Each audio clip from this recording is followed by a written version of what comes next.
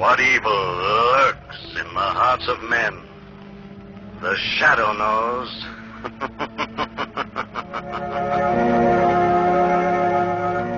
Once again, your neighborhood blue coal dealer brings you the thrilling adventures of The Shadow, the hard and relentless fight of one man against the forces of evil. These dramatizations are designed to demonstrate forcibly to old and young alike that crime does not pay. Friends, the war increased the demand for anthracite coal to an all-time peak overnight. Huge new emergency demand sprang up suddenly on all sides. For example, when coke was diverted from heating homes to making steel vital for all our weapons, from battleships to blockbusters, homes cut off from coke had to have anthracite. A city twice the size of Buffalo might have frozen if anthracite hadn't been quickly supplied. Yes, 300,000 homes needed anthracite and got it. And this tremendous emergency heating job is just one of 5 big, extra wartime heating jobs anthracite has taken over since Pearl Harbor. These increased demands explain the restriction limiting you to 87.5% of last year's coal, friends. And of this you can be sure. By getting along with less anthracite, you're helping bring victory sooner.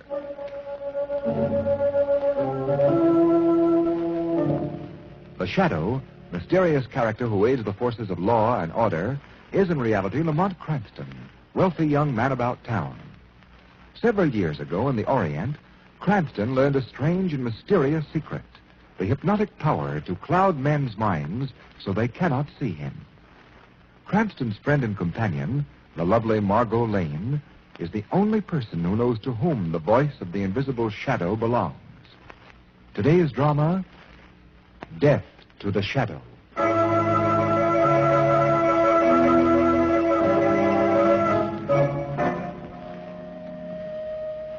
Well, Professor Petro, your new television apparatus doesn't seem to be living up to your boasts. In fact, it doesn't seem to be working at all. But one moment, Mr. Crane. A little difficulty. There. It is fixed. Now, what shall my television machine show to you? You really mean that with this radio device you can tune in on some place in the city and show it to me on that little screen? Any place. Inside buildings, inside locked rooms, down in the subway, wherever there is even a tiny bit of light, my new television rays will go. And name the place, Mr. Crane. All right. You know the Gordon Trust Company building? But yes, a few blocks from here. Dan Gordon is an old pal of mine. Let's peek into his office. Very well. I turn the dial. So. Now this dial. So. And on the screen. By George, it is the Gordon building. The office. Which is it? The 5th floor, those big windows. So. Adjust this dial. Why, it's as if we were sailing right up to the window. And now we see inside the office. I'll say we do. There's Dan Gordon at his desk, talking to his confidential secretary. Now you shall hear them speak. Listen. Got all the bonds there, Wilson? Yes, Mr. Gordon. And let's get them in the safe fast. They're worth $500,000 and good as cash. $500,000? Shall I put them in the safe? I wish you would. Sphinx is the combination word. S-P-H-I-N-X. Yes, sir. S-P-H-I-N-X. You and I are the only ones in the world who know it, so don't talk in your sleep. No, not me. There. There, safe now. Good. Well, that's all for now. I'll ring if I need you. Yes, Mr. Gordon. I'll be outside. Okay, Professor. That's enough. Well, Mr. Crane, now will your rich friends be interested in my machine? Dan Gordon would be. But I'd like to see the machine work some more, Professor Petro. As you wish. Now, this time, show me how you tune in on a place that you've never seen before. I'll just pick one from the phone book. All places are the same to my machine. Here's a name. Fenton. Fenton. The address, 1137 River Drive. 1137 River Drive. On my special map, it is about here. I see. I turn this dial to the distance marked. So. And this dial to the direction the map shows. I'm right with you. Then I soon on the screen, and you see. I say, this is wonderful. We're looking at the front of a house, and there's the number. 1137. 2 men are just opening the front door. Let us look inside. Turn this control. And we're looking into the living room. Mr. Crane, look. What is it? The 2 men who have entered the room. Yes, I see. But there is a third man in the room, and they do not see him. Well, but how can they help but see him? He's right out in plain sight. Say, there's something queer going on. I recognize that third fellow. Let's listen in. Very well. We will hear. Well, the old place sure looks good, Lefty. After 3 years in stir, Finger, any place will look good to you. Not a thing changed. Yeah, you took good care of the place. Yeah, just like you ordered. Well, I'll be seeing you, boys. Okay, Lefty. I got some nice jobs lined up for you guys. So long, Finger. Good to be a free man again.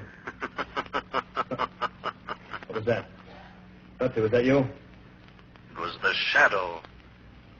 Welcome home, Finger. The shadow. Where are you? I can't see anyone. Your brother could not see me either, Finger, for no man can see the shadow. My brother? Yes, Finger.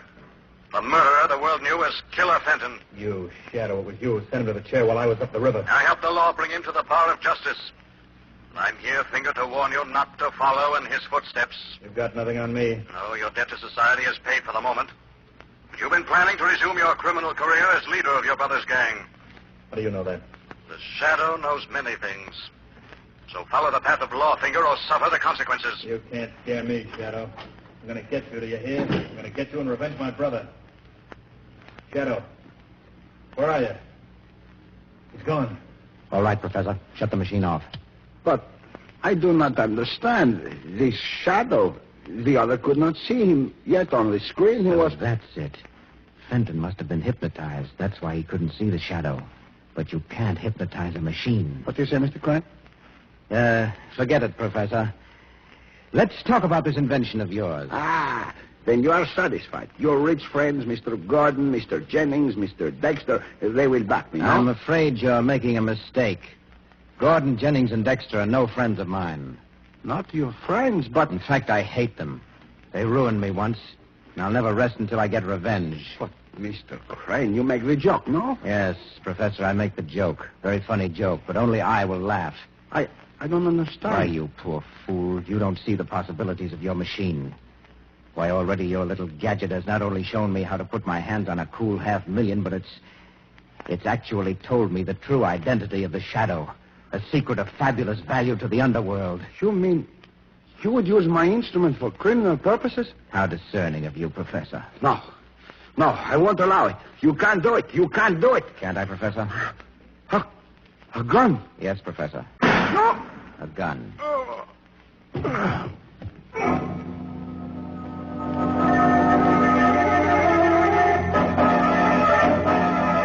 Extra paper. Read all about it. $500,000 robbery. Watchman killed. Confidential secretary held for murder. Extra. Read all about it.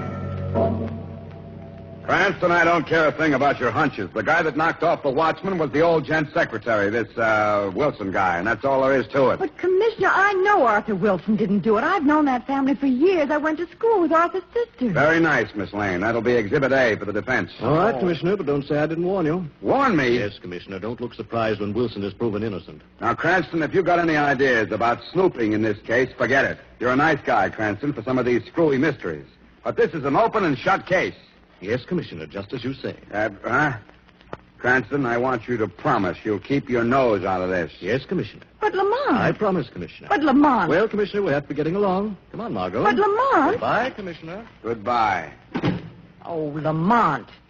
You know Arthur Wilson is as innocent as I am. Of course, Margot. Well, then why did you make that silly promise to Commissioner Weston? Oh, I don't know, Margot. But you didn't hear the shadow promise anything, did you?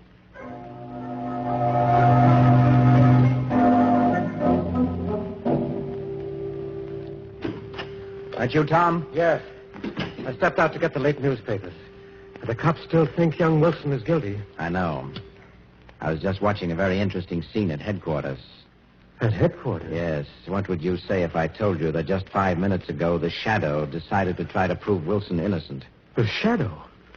Oh, no, you don't mean it. Don't be alarmed. I have all my plans worked out. The shadow won't bother us. Yeah, I know, but... Plans, Tom, that go far beyond my vengeance on Gordon, Jennings, and Dexter.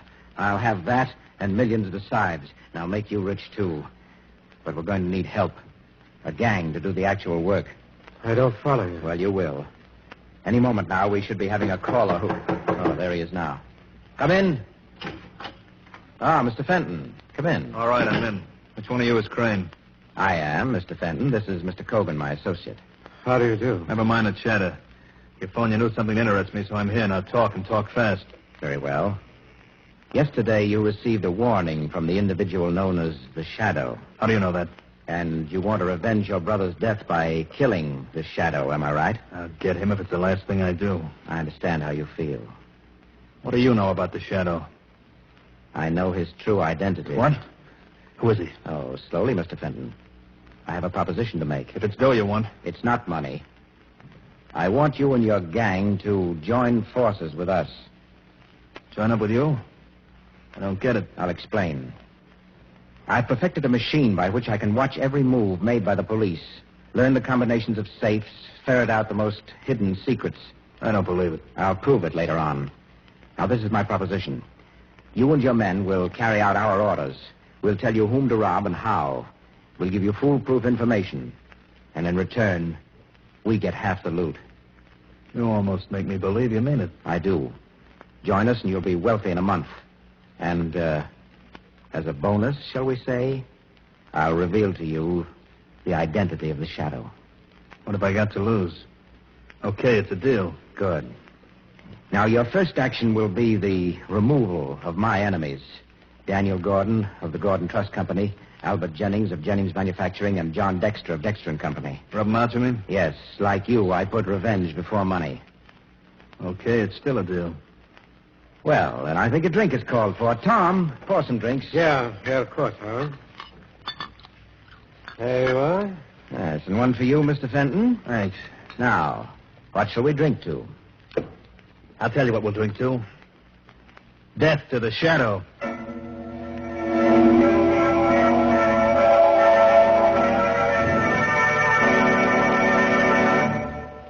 Whatever inconvenience the wartime coal situation has caused, give it credit, folks. It has also created an opportunity.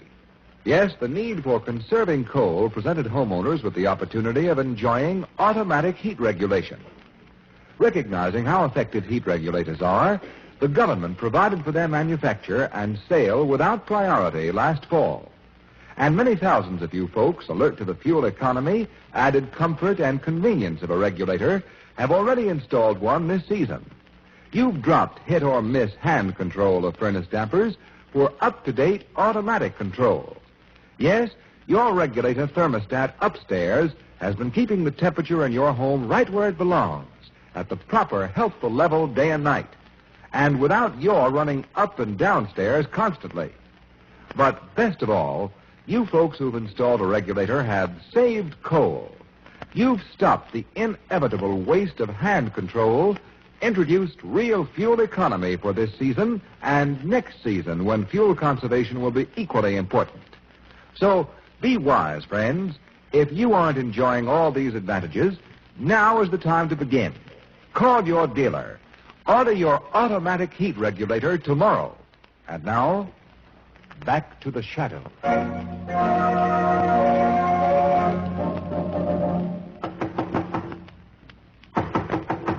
Yes? Who is it? Detective O'Grady to see Mr. Gordon. All right, just a moment. Is something about the robbery? Yeah. The commissioner wants to know if you can identify this knife. Knife? Why, no, I never saw it before. Well, take a closer look.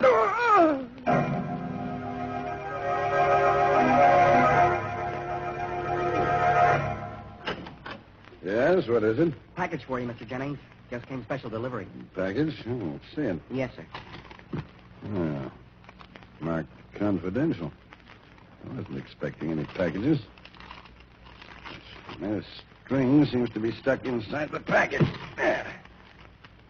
What? It's ticking. Must be a clock. Good Lord, it's...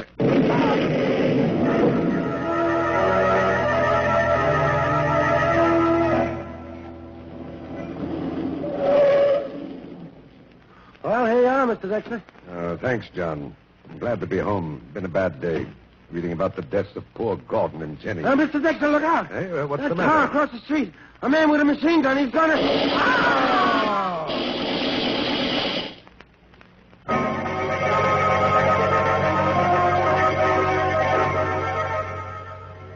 Gordon, Jennings, and Dexter.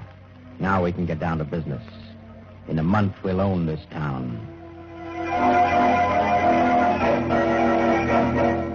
Extra, read all about it. Crime wave sweep city. Prominent men killed. Millions of dollars stolen. Police helpless.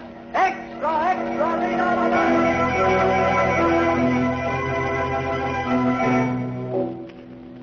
it. Lamont, you mean the police haven't any clues? They haven't any idea who's committing these crimes? I'm afraid that's about the size of it, Margot. And you haven't learned anything either? I'm afraid I failed as utterly as the police. Margot, it's as though some superhuman gang were at work in this city. They not only fail to leave clues, they also seem to have advance information on every move the police are going to make. Oh, no wonder they've been so successful. That's not all. There could be spies inside the police department. If the gang even knows in advance what I'm going to do. Oh, Lamont, you're joking. No, I'm not. Yesterday, I made a secret appointment with a petty crook who wanted to sell me some information. Before I ever saw him, he was murdered. Oh, how horrible. A dozen other similar incidents have happened. I'm checkmated at every turn. Why, it's as if they were able to watch everything you do. What? I said it's as if they were able to watch everything you do. Yes, I know. You just reminded me of something. What, Lamont? Seems impossible, and yet... Margot, some time ago, there was a foreign scientist, a Professor Petro, who tried to get me interested in a remarkable television machine he claimed he'd invented. Television? Whatever became of him and his invention. Oh, do you I think... think it's something I ought to check on. I have something else to do first. You see, Margot, at 10 o'clock, I have an appointment at apartment 9D, the Riverdale Arms. Someone there who claims to know the leader of the gang. Oh, that's wonderful, Lamont. It's only 8 now. You mind if I turned out the light, took a little nap in this chair? Why... I know. Of course not. Oh, that's fine. There. Margot, listen, we've got to speak in whispers. I thought you were up to something, I Lamont. have an idea I want to test. I am going to the Riverdale apartments. I keep a room there for business purposes. In your appointment. I made that up. But perhaps someone will meet me there after all. I'm going to slip out the back way. What do you want me to do? Stay here till I get back and leave the lights off. Yes, of course. Good girl. Oh, wake me at 9:30, will you, Margot? Yes, of course, Lamont.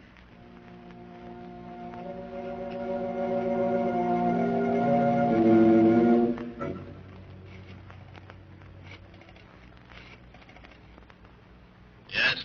This is Crane.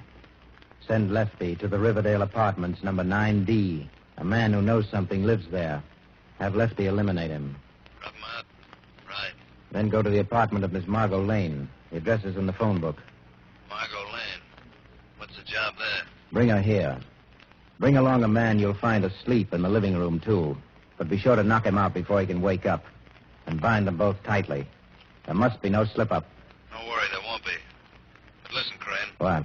It's time you spilled the dope on the Shadow. I'm beginning to think you're bluffing. I'm just as anxious to be rid of the Shadow as you are. He's becoming dangerous. But before the night is over, you'll have the pleasure of personally delivering him to the morgue.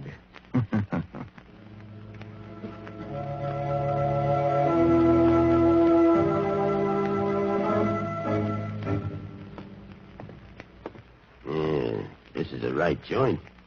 There ain't nobody here. The boy says to rub somebody out. There's nobody to rub. The room's empty.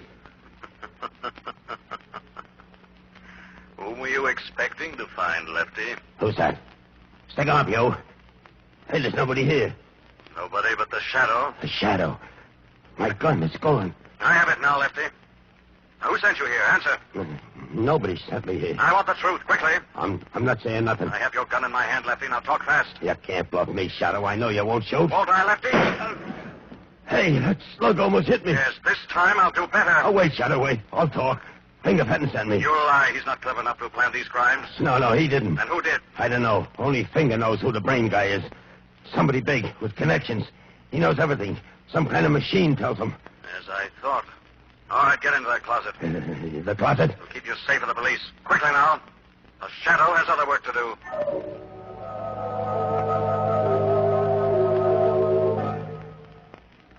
Crane, I'm getting tired of this runaround. Now it's time you talked. Who was the shadow? You'll know very soon, Fenton. I'm beginning to wonder.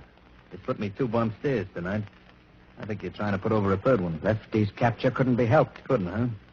Now, what about the snatch? You said we'd find a guy and a girl in the apartment. There was just a girl in there. 2 mistakes in one evening ain't so good. Maybe that peekaboo machine of yours is slipping. There'll be no more mistakes. Within an hour, the shadow will be dead. You better not be bluffing. Why, you fool, don't you realize it's just as important to me to see the shadow dead as it is to you? Now go send in Tom Cogan and that girl, Margot Lane. I have a phone call to make. A very important phone call.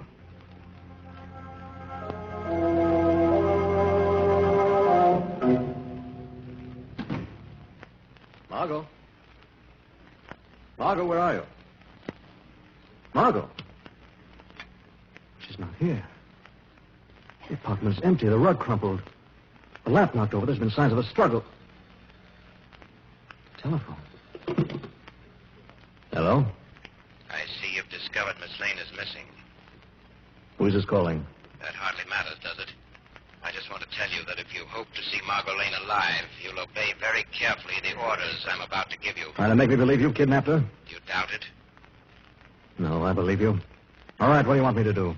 As soon as you hang up the telephone, walk straight out of the building and get into your car, which is parked at the curb.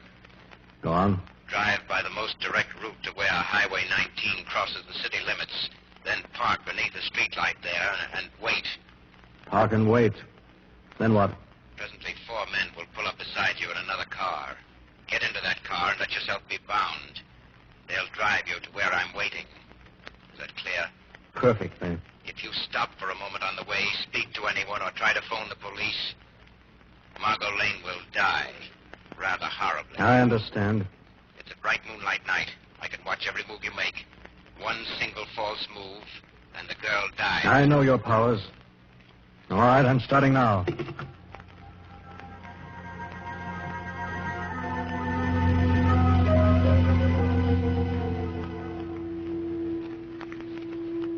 Ah, he's coming. He's almost reached the point where our boys are to pick him up. I wish I knew if you were lying. Well, this time I'll let you look for yourself. You see this small screen here in front of me? What does it show? It's a car. A guy driving it. He's wearing a soft, dark hat. Now he's pulling up under the streetlight at the city limits and parking. Now, you satisfied? Yeah. Yeah, except that I can't see his face. It's our man. I've watched him from the instant he put down the telephone. He's obeyed orders exactly. You'll never capture him. He's too clever for you. Oh, Miss Lane, I'd almost forgotten that you were with us. Your loyalty does you credit, but we're complete masters of the situation. Well, you'll find out that you're wrong. Well, suppose he tries some tricks after we get him here. Tricks? What can he do? He'll be bound, you and I are armed, and Finger here even has the submachine gun he's so fond of. No, once our man steps into this room, his doom is sealed. What was that? Shadow, it's you. It is a shadow. I've heard that laugh before. He's in this room. He can't be. He's still waiting in his car for our men. I can see him plainly. Perhaps the shadow can be in 2 places at once. Visible in one and unseen in the other. It's him, I tell you. We can't see him, but he's here. He's tricked us. Fenton, bolt the door and guard it. He's doomed anyway. Yeah. I got the door locked. Now tell me where he is, and I'll blow him in half. But we can't see him. No man can see the shadow unless the shadow wishes to be seen. You're wrong, Shadow. I can see you. Where is he? Just tell me. No, don't shoot yet. I want to find out how much the police may know about us. But cover the space just 1 foot to the left of the mantel. That's where he's standing. You're very clever, Crane. I suppose you've now focused this television machine so that it shows you this room. Exactly. And on the screen, you're perfectly visible. Make a move, Shadow, and you die. I told you I'd get you, Shadow, for sending my brother to the chair. In a minute, you'll be saying hello to him. Shadow, be careful. You're all so sure of yourselves. Why don't you go ahead and shoot? I'm gonna. We're wasting too much time. Crane, I'm gonna let him have Of course, the police at the window might try to stop you. The police? Where? Quick, shoot! It's just a trick. Why, you dirty... Hey, take that! You're dead now. You gotta be. Quick, feel around on the floor for his body. He must be dead, but I can't see him. The screen doesn't show him anymore. Because I'm directly behind you now, and it's time for me to disable that machine, I think. No, stop him! I'll get him. He's not gonna get away this time. Get him. We're gonna kill him. Ah! You shot me. I'll take that machine gun, Fenton. What? You've killed Crane, your partner in crime, not the Shadow. You wanted to follow in the footsteps of your brother. And as soon as the lawyers judge you, you're going to. Straight to the chair.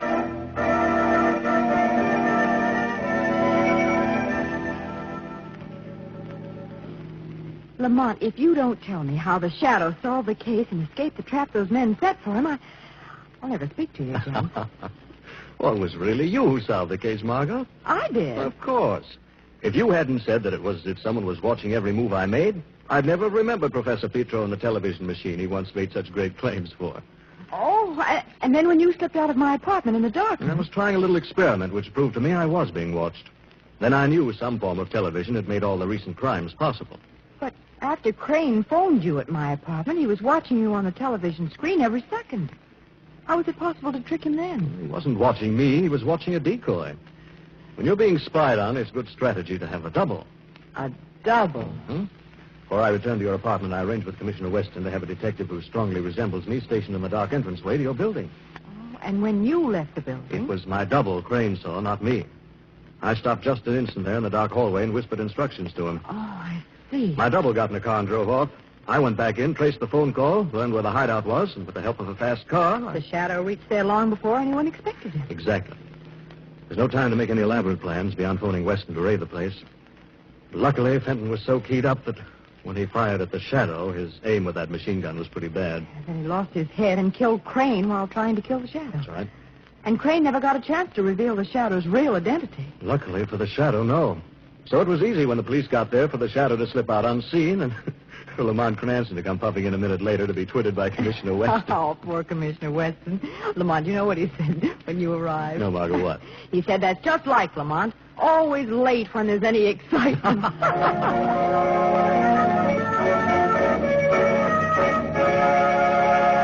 And now let me introduce Blue Coal's distinguished heating expert, John Barclay. Thank you, Ken Roberts, and good evening, friends. Don't let a few days of mild weather fool you.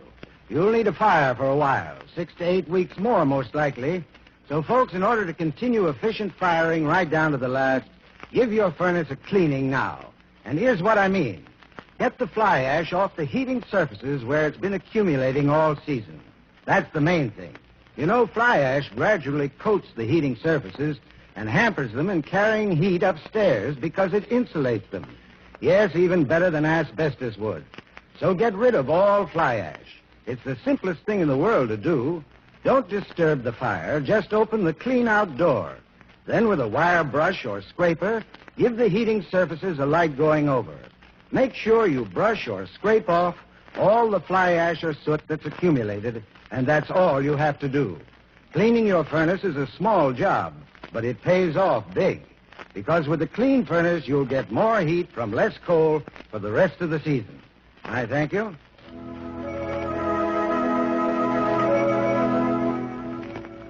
The Shadow program is based on a story copyrighted by Street and Smith Publications.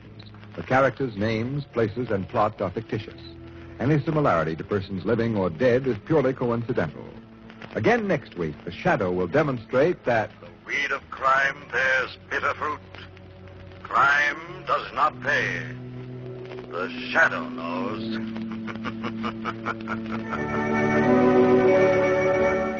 next week, same time, same station, your friendly Blue Coal dealer brings you another strange and thrilling adventure in the Shadow's daring battle against the forces of evil. Be sure to listen. This is Ken Roberts saying, keep the home fires burning with Blue Coal. This story produced by the DL&W Coal Company, distributors of Blue Coal. This is Mutual.